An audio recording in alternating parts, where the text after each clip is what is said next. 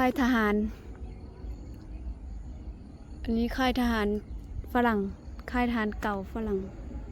แต่ตอนนี้เขาบูรณะให้เป็นคาเฟ่ให้เป็นแหล่งท่องเที่ยวถ้าเขาเฮ็ดสลิงตั้งแต่ค่ายทหารฝรั่งลงมาก็อันนี้เป็นของลาว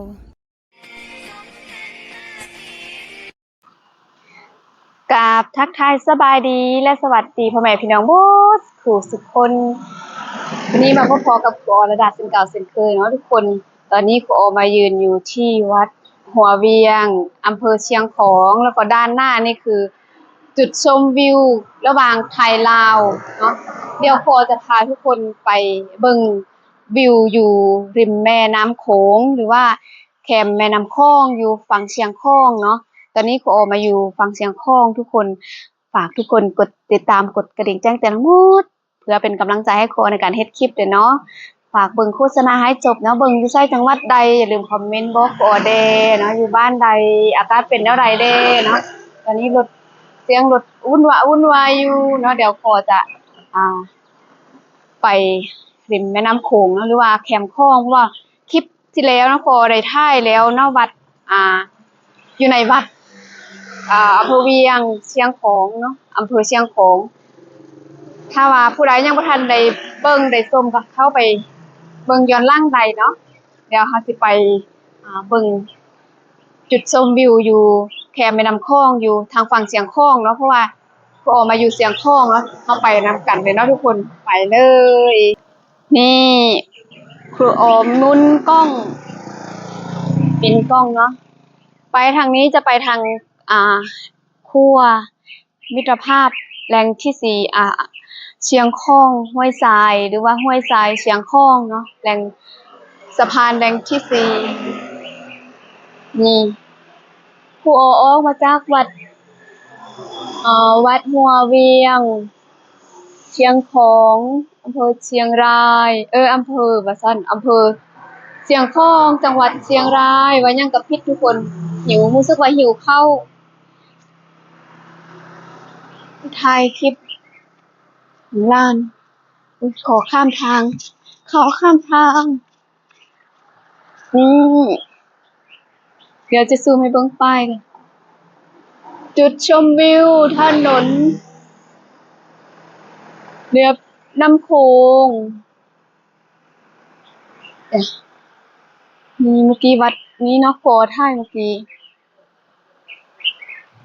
เดี๋ยวนี้เราจะ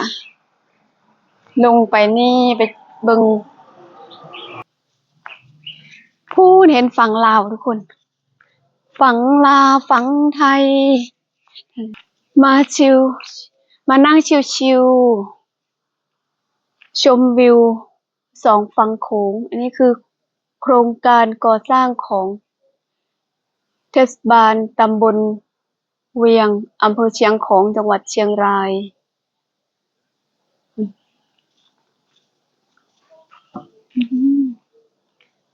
บอกเลยว่าอากาศดี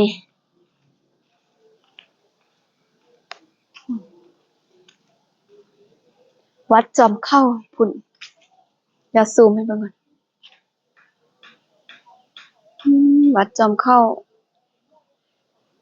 คลิปก่อนเนาะถ่ายอยู่วัดวัด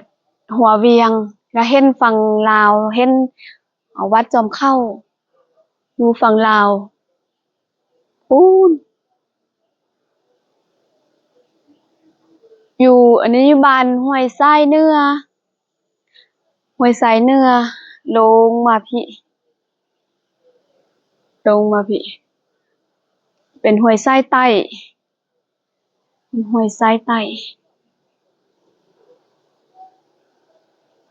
แล้วอยู่เทิงหันอยู่พูนด่านอันนั้นเราข้ามมันจะมีซ่องด่านอันนี้เป็นท่าเรือบักถ้าบ่มีพาสปอร์ตเฮามาทางนี้ก็ได้เนาะข้ามคั่วหรือว่าข้ามสะพาน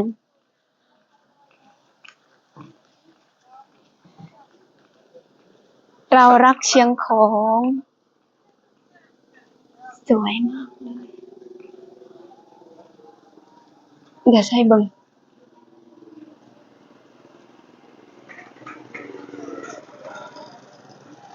ท่องเที่ยวเชียงของ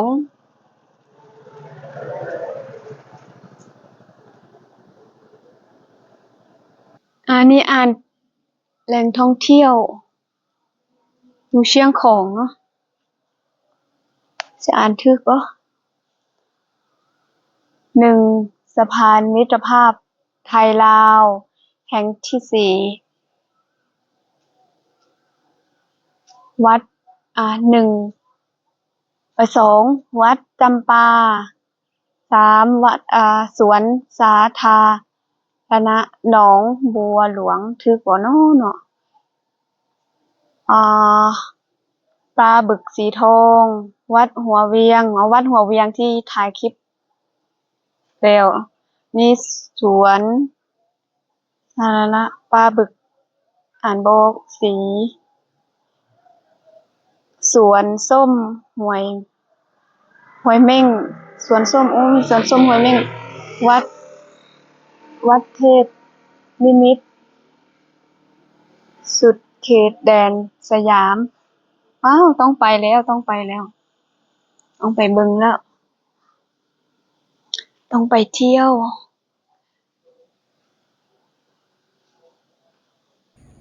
มาทาให้ตะเวนรับขอบฟ้าแล้วมาเบิ่งตอนค่ำทางฝั่งลาว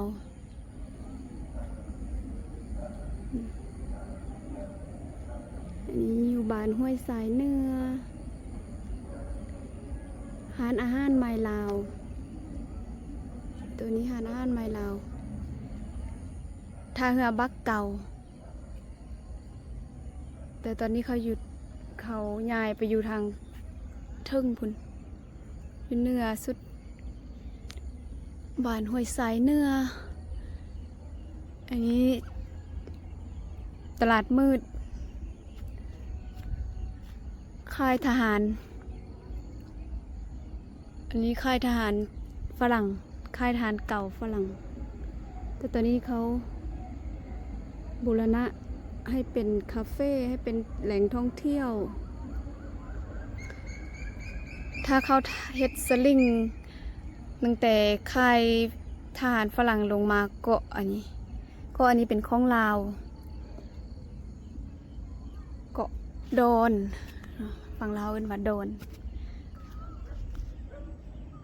มืดแล้วเด้อถ้าให้มันมืดแล้วก็อยากมาเบิ่งวิวตอนมืดเป็นแนวใด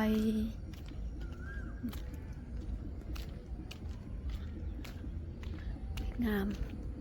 พูนย่างจนสุดพุ่นแหละถ้าฝั่งเราฝั่งห้วยทรายมีแบบนี้คือสิดีจะได้ย่างเลาะแบบนี้ตลอดพูนบนบกไปยามได้บ่ฮอดจุดที่เขาสร้างปลาบึกจากเถื่อปลาบึกอยู่ลุ่มพุ่นทางฝั่งไทยนี่คือเขาเฮ็ดอันนี้จะเป็นทางรถทิพย์อันนี้ก็คนย่างอันนี้ก็รถ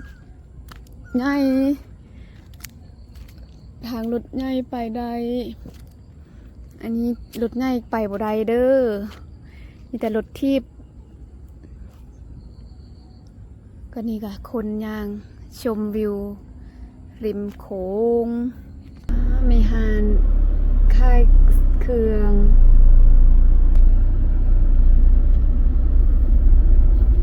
แคมคอง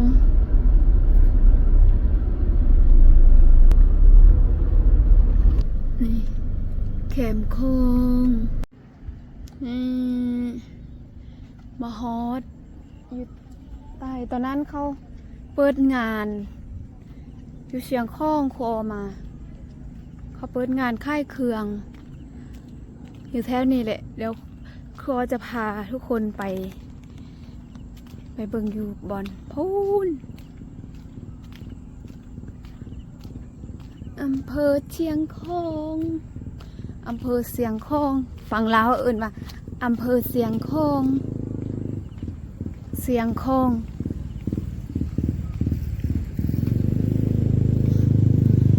เห็นบ่อันนี้ทางที่เขาให้รถที่รถใหญ่จะไปบ่ได้เห็นว่าทางเขากว้างแบบนี้นะคิดว่ารถใหญ่ไปได้นั้นไปบ่ได้เด้อทุกคนมีแต่รถทีบกับคนยางคนเดินเท่านั้นเป็นอะไรเบิ่งวิวตอนกลางเวนกับตอนกลางคืนสวยงามพูนฮอดพุ่นทุกคนคือแบบทางฝั่งไทยเขาจะเฮ็ดบอลย่างนะบอลออกกำลังกายตั้งแต่เนื้อสุดพุ่นทุกคนพูนตั้งแต่อันนี้ยังท่ายบ่หมดเถื่อขึ้นเนื้อสุดพุ่นแล้วก็ลงมาจนฮอดสุดไต่พุ่นทุกคนเห็นบ่ย่างไปมดมือสิฮอดหรือบ่หั่นแหละโอ้เดือนกับดาวทุกคนโอ้บ่เห็น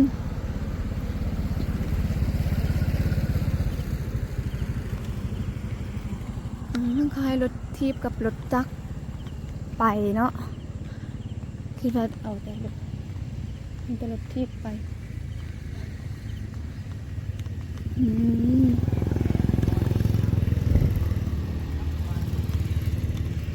คุณรูปปั้นพญานาคดวงตาสีแดงถนนคนเดินเชียงของนี่เป็นถนนคนเดินเชียงของอันนี้เขาสร้างด้วยไม้ไผ่ทุกคนอันนี้ใหม่ตอนโคมาไทยคลิปตอนมีงานเทื่อแล้วฮันแล้วเดี๋ยวนี้โคก็มาอีกมาไทยให้สมวันเสาร์วันอาทิตย์ก็ข้ามมาหรือว่าบ่แม่นวันเสาร์วันอาทิตย์เฮาอยากข้ามมาก็ได้เลิกการแล้วก็ข้ามมาแล้วก็มานอนอยู่ฝั่งเสียงโค้งแล้วก็ดุกตอนเช้าก็กลับไปสินะ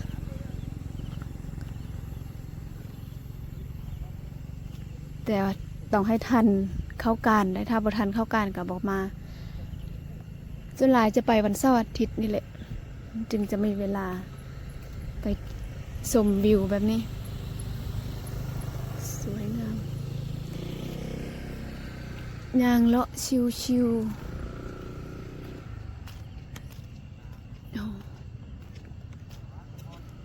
สวยงาม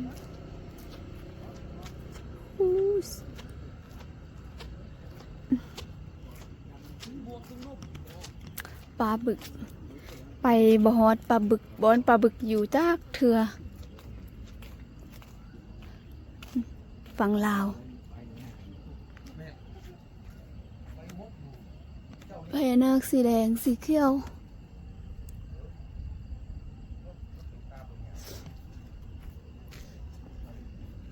มีบอลนั่งชิวๆ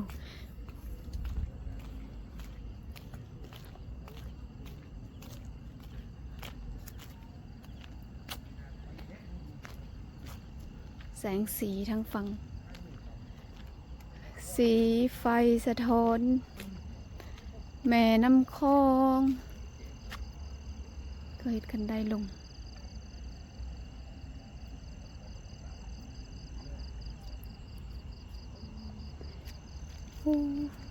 คนยางแต่พูนมาถ้าบอกไก่ยักไปเบิ่งปลาบึกอยู่ลุมพุ่นแล้วก็บ่อนซื้อโรงเรียน